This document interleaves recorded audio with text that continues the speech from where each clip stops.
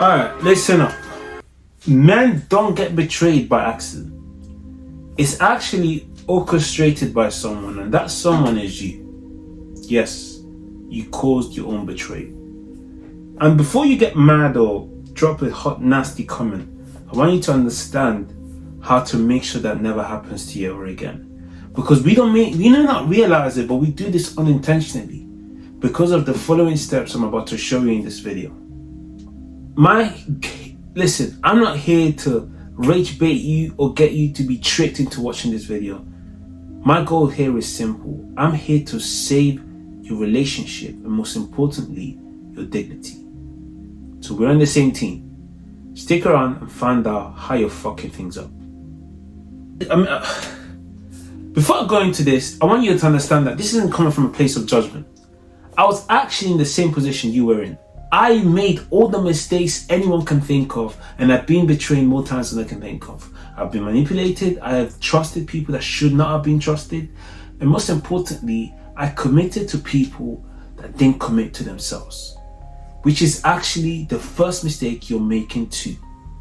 The moment the person you're speaking to is showing you that they have no interest in sticking to the very things that they said they were going to stick to, and you override that or overlook that just for the simple sake of, you know what, I just want to support them and I just want to be with them, my friend, you are betraying yourself.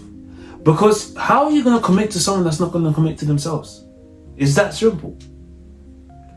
And the problem is, we do this thing where we think, you know what, love is going to fix it, money is going to fix it, and if I just pour some energy into this thing, it somehow is going to switch up and turn into this beautiful piece of garbage that I know it already is. But we don't see it that way. We see it as this potential. We call it potential. We call pieces of garbage potential, and we're surprised when they stick. I've done that too. Plenty of times. So I need you to understand that how harsh as I'm being to you is the same harshness I had on myself. And if you're looking for a coach that's going to set you straight, it's clear. Sometimes it's good to be harsh, because if you're not going to tell the truth to yourself, then who is? The thing you're doing is you're self-sabotaging by choosing someone that showed you no capacity to be entrusted with commitment. They've showed you it. They've told you. You've met someone at a club. Are you freaking serious? You've met someone in places where people are normally found promiscuous, and you're surprised that they're being promiscuous. How the hell does that make sense?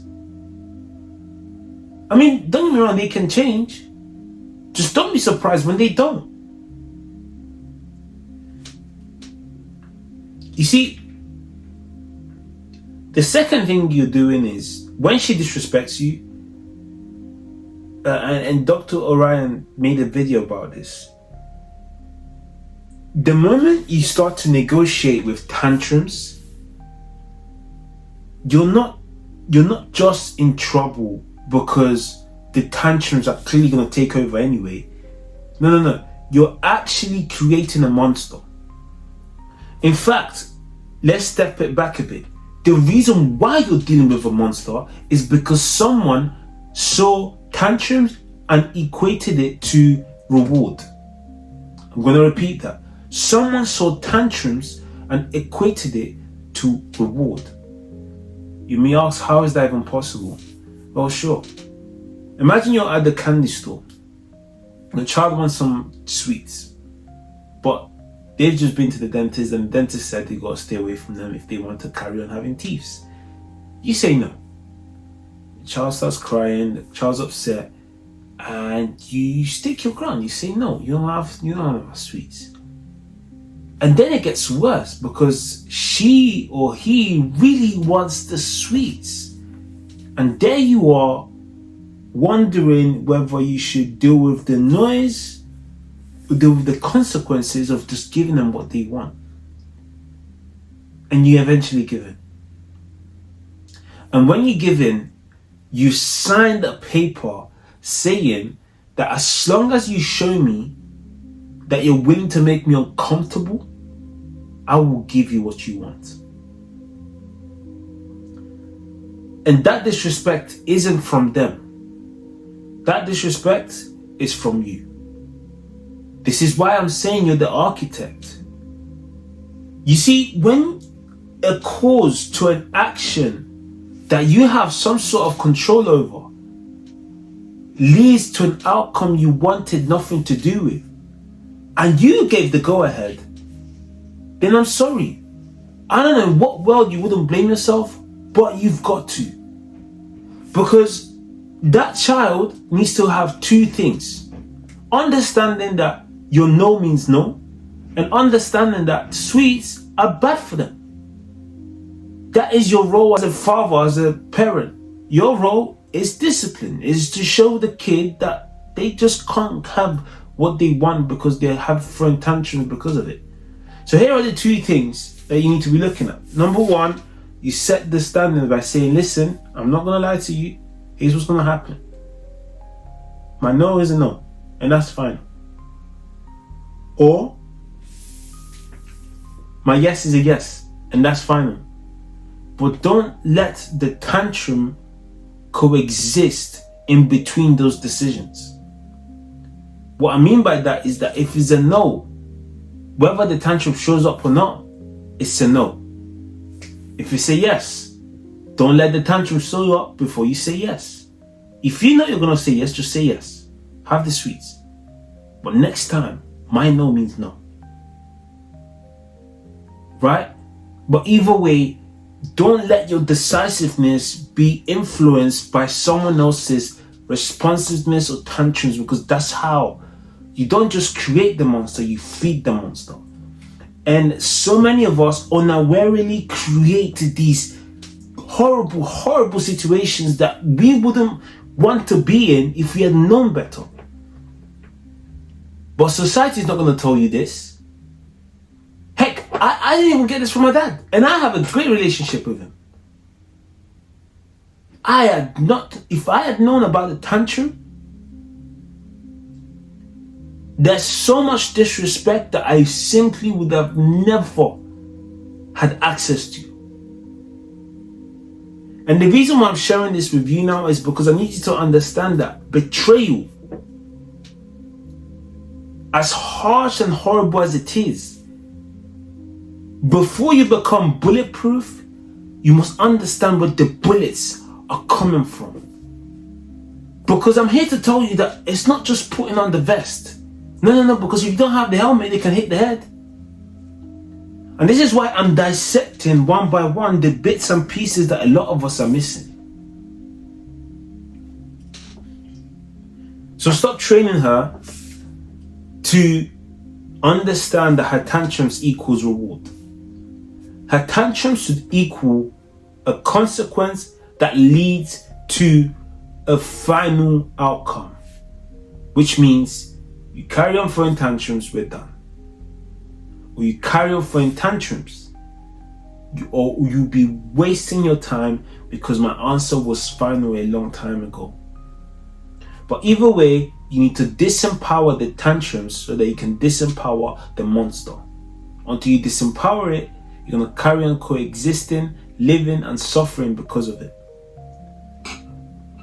Now, before I go into the next point, if you need help in understanding how to do this, I get it. It's not the easiest thing to do. And I also get the fact that no one has actually showed us how to do this prior to us trying to figure out, wait, we're not supposed to suppress ourselves. We're supposed to actually lead, not just our intentions or the things we want to lead, but our emotions too.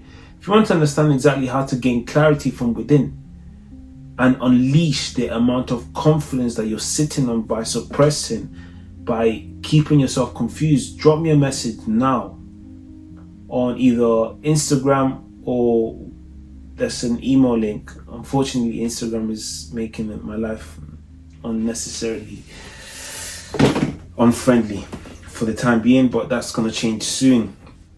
Yeah, DM me on Instagram. I've got a new backup. It's called MacDo Official. Just DM me there and I'll be able to assist you from there. Alright? But let's dive in. So, like I said to you guys at the start of the video, the only reason why I know this so well is because I actually lived it. You see, I thought I liked the tantrums, I liked the feistiness. And it was okay for me to, just let things be. Women are just women, right? And that's exactly what I'd done. I allowed the tantrums to turn into something I was no longer able to cope with. And not just that, but I saw my dad do the exact same thing. I say this a lot of times, and I don't say this lightly, but I need you to understand something. Children are witnessing the disrespect you refuse to deal with. Before you say anything, they see it. A lot of us thrive off, look at me, I'm in a long-term relationship with my baby mom, or I'm in a marriage, miserable marriage by the way, but I am with my parent. Yeah, and it sounds great on paper. The truth of the matter is that if you don't recalibrate, you're in hell. Only reason why I know that is because I was in hell. Not in my current marriage, but I grew up in one. I grew up in understanding how difficult life can be when the partner you're with doesn't respect you, doesn't align with you, doesn't have the emotional intelligence, doesn't know how to deal with trauma, doesn't align, or doesn't have accountability. The very 5 things I'm telling you to look out for, yes, I lived with them. And it wasn't nice. And the only reason why I'm so stern in telling you these things is because I meant to tell you that the moment we found the opposite, and I'm saying we because my dad's been married and my mom is amazing, right? And I have no problem with either or. But in terms of healing my mother wound, my mom is amazing. Why? Because she was nurturing. I'm not saying she's perfect. At the end of the day, Nigerian women have their blessings and their whatever, right? And that's all women, that's all human beings anyway. Well, my point is this.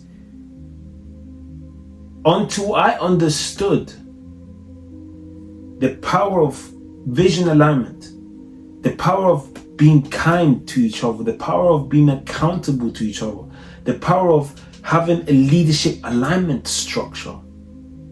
Okay?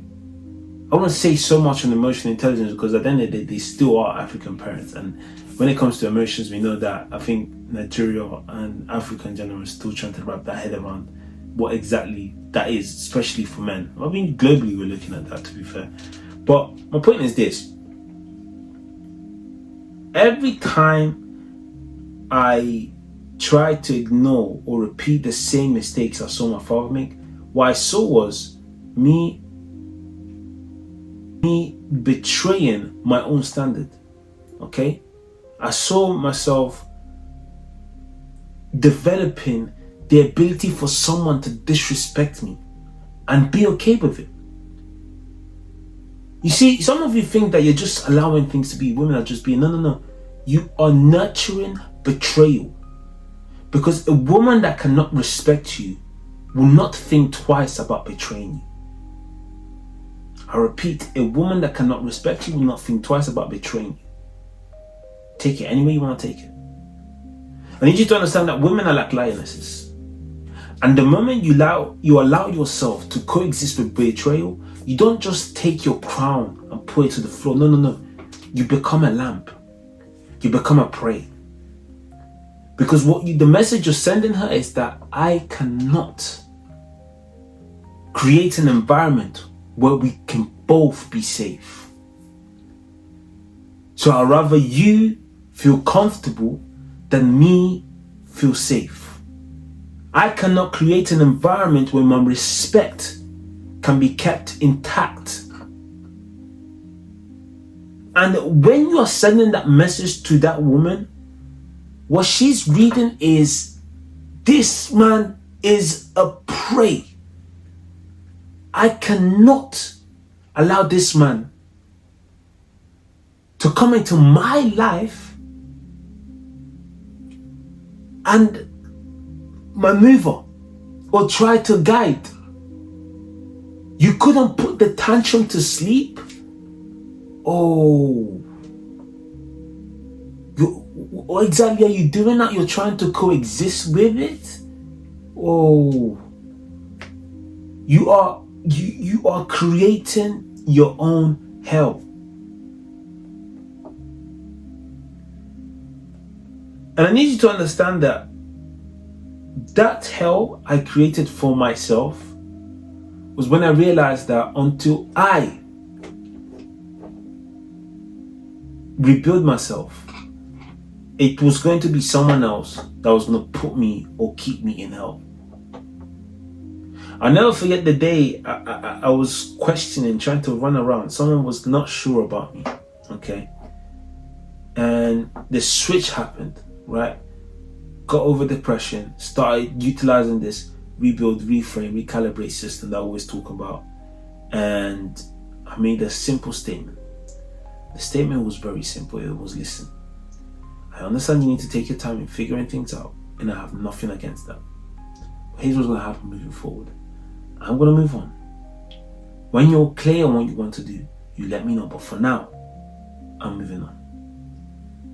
Within hours of that same day, not only she was clear that she wanted me to be in her life, but things moved further. Much, much faster. That when I was playing, let me just make the person feel comfortable, despite how I feel about this. Women respect lions. Okay? And my job or my mission is to help you activate that. And if you feel like you're a man right now, you're struggling to make that happen, you know exactly where to find me. Okay? If not here, just drop me an email. You're gonna find it, right? Or just drop me a comment here, or the link is in the description to book a call. Go through, make sure you answer the question to the best of your ability in terms of detail, so that I can assist you once we jump on that call. But I need to understand something. Monsters are not born, they're manufactured.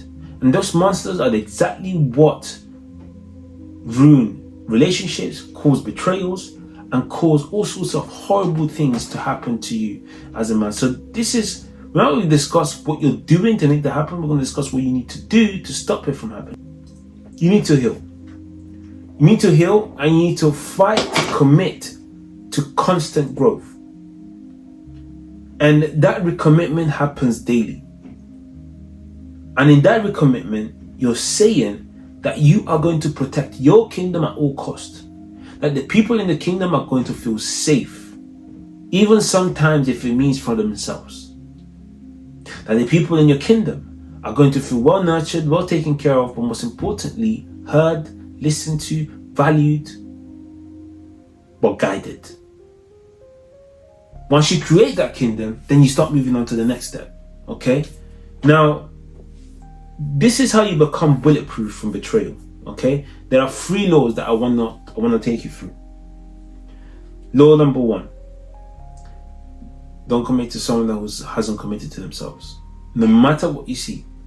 And I want to share a personal story here. So I was on my way somewhere, and I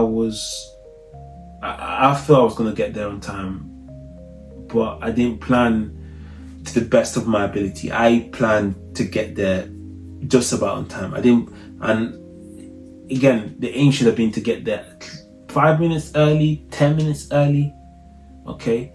But instead I just planned to get there on time, and I was late by a minute. I got turned away.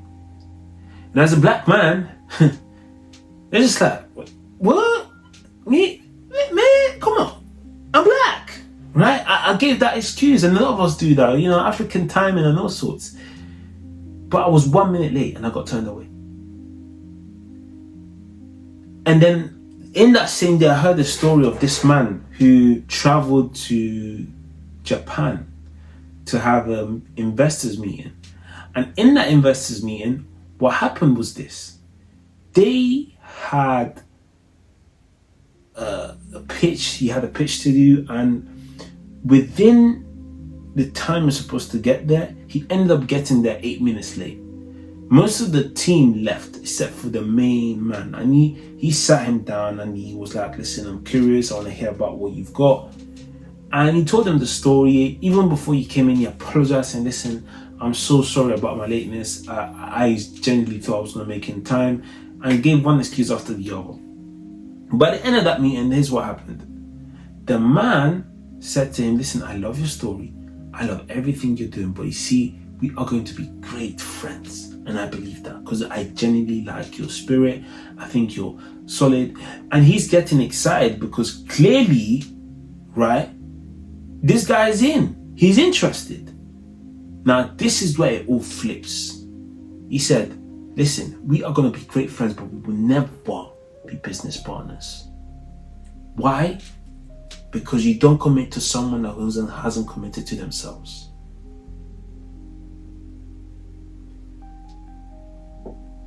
In order for you to maintain that standard, you want to be bulletproof from people betraying you. Never betray yourself. Never betray your word. And if you're doing that right now, I need you to stop it. Stop it. Stop it. Okay? Your word is gold. The more useless and maltreated or it is, the less value it carries.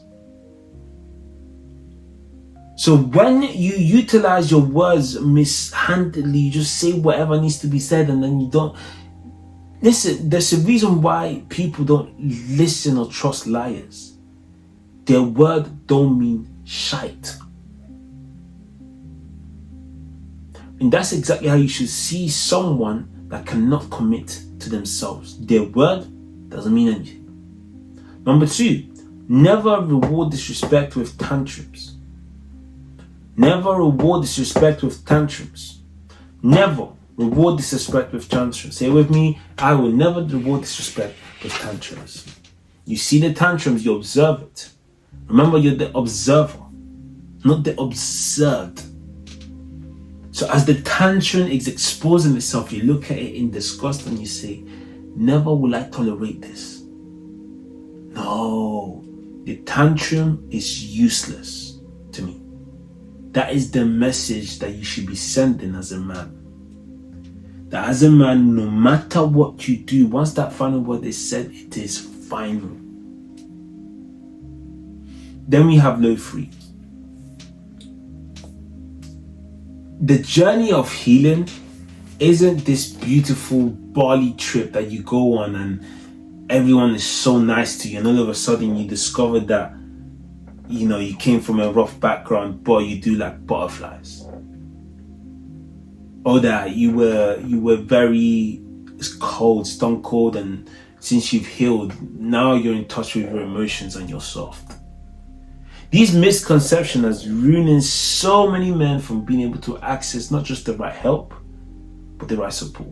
Stay on the journey of healing. It's brutal, it's a war with yourself every day, and you've got to reclaim your throne, because like the best way to describe it is, if you watch Solo Leveling, remember when he fought the knight, the red one, I can't remember his name, and you got lucky, right? Cool. I need you to understand that that's how you should be fighting your old self if you're going to be claiming this healing thing. That your old self should have a hard time at convincing you that the old things still work, that the old things are still valuable. If they have that influence over you, then my friend, you're not an influence. So stay in the journey of healing by understanding how to evoke and control as much as you can the narrative that's been spilled. But I need you to understand this. Once you notice any glimpse of disrespect, I need you to do this. Disengage immediately. Like, say it as it is, and that I'm not gonna lie to you, I can't have a conversation with someone shouting at me. That is where I draw the line. Or, sorry, we're gonna have to communicate in an effective manner. Around here we do healthy talks. Point of recalibration is that the world, you may still be that same person, but the world is never gonna see you the same. They're gonna see a lion in real life. They're gonna see someone that's able to guide and strengthen the teams.